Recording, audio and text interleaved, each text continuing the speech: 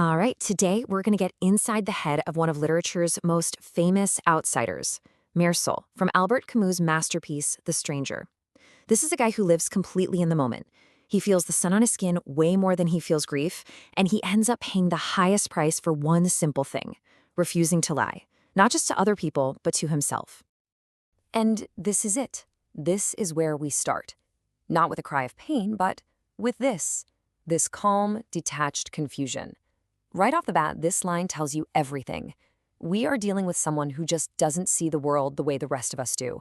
It's the key that unlocks his entire character. So the story throws us right into his mother's funeral, a place where everyone knows how you're supposed to act, how you're supposed to feel. But for Meursault, it's just a series of things happening. And his reaction, or really his lack of reaction, immediately sets him apart from everybody else. Just look at how he experiences all of this. He's not thinking about his loss. He's thinking about the bus ride, the heat, the coffee he's drinking. He even offers a cigarette to the guy watching the coffin, and when they ask if he wants to see his mother one last time, he just says no. He refuses to put on the show that society expects. The main thing on his mind isn't sadness or grief. It's just exhaustion. He tells his boss, "It's not my fault," which sounds cold, but for him, it's just a simple fact. His brain is completely occupied by the physical stuff, the long trip, the blazing sun, not the emotional weight of it all. In this quote is the perfect window into his mind. See, he knows what he was supposed to do. He gets that there's a social script for being a grieving son. So he feels embarrassed, not because he disrespected his mother's memory, but because he just messed up his lines. He broke a rule he didn't feel any reason to follow in the first place. Okay, so the funeral's over. The very next day is where the difference between him and everyone else becomes crystal clear. Society says he should be mourning, but Meursault, he's just living, totally guided by what his body wants in that moment. Now, it's easy to look at this and think, what a monster. But that's not really what's happening. This is a guy who is radically 100% present.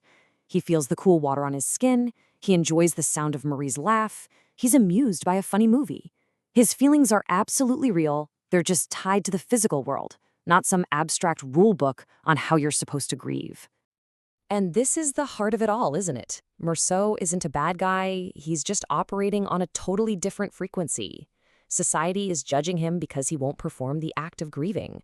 But for Meursault, the warmth of the sun is just more real, more honest than an emotion he's supposed to feel but doesn't. So you have this huge gap between Meursault's reality and what society expects. And that gap is about to lead to the book's shocking turning point, an act of violence that isn't driven by hate or greed or any real motive, but by the sun. I want you to think of the sun in this story almost like a character. It's not just weather, it's an attacker. It's this physical force that's pressing down on Meursault, messing with his head and pushing him forward. He calls it a blaze of light and a fiery gust. It's something that physically hurts. And here, Camus makes this brilliant connection. The brutal heat on that beach, it's the exact same brutal heat from the day of the funeral. The link between these two moments isn't emotional, it's physical. The sun is this constant, relentless enemy at the two moments that will seal his fate. So in that critical moment, right before he pulls the trigger, he's not even thinking about the man standing in front of him. He is being physically assaulted by the world around him. The sun, the blinding glare off the knife, it's a full-on sensory attack. He doesn't describe making a choice. He describes a physical reaction to something he just can't bear. The trigger squeezes, one shot, then a pause, and then 4 more. He calls them 4 loud, fateful raps on the door of my undoing. And with those 5 shots, he doesn't just kill a man. He shatters the world and seals his own fate. So now we go from the beach to the courtroom. And this is where things get truly bizarre.